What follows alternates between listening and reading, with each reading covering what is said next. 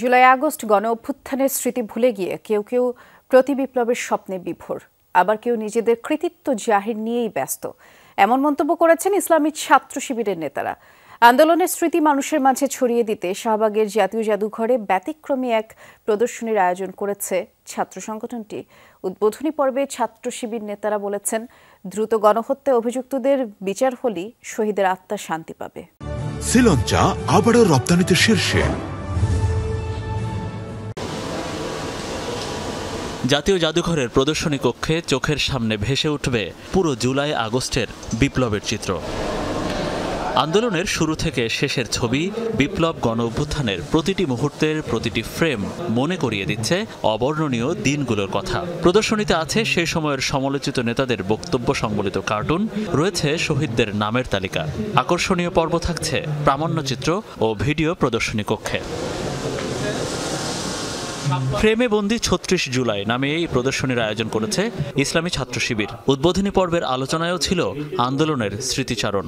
কথা বলেন আহত ছাত্র, মিথ্যা মামলায় আটক হওয়া শিক্ষার্থী এবং একজন শহীদের বাবা। আমরা দেখতে পাচ্ছি এত রক্তজোড়া সংগ্রাম শেষেও দেশে হানাহানি থামছে না, বৈষম্য থামছে না।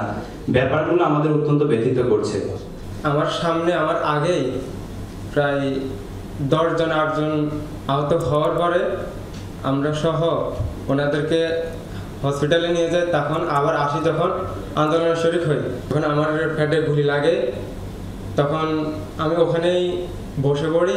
আমার ছেলে মাস্টার্সের স্টুডেন্ট, তখন বললো এইভাবে আব্বু চুপ করে বসে থাকা যায় না।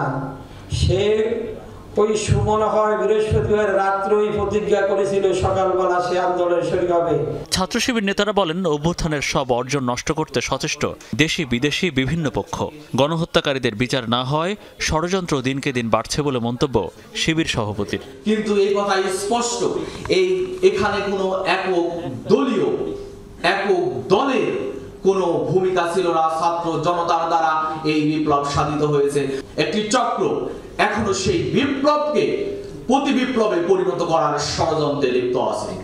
প্রদর্শনীটি চলবে 9 ডিসেম্বর পর্যন্ত। বেলা 11টা থেকে খোলা থাকবে সন্ধ্যা 7টা।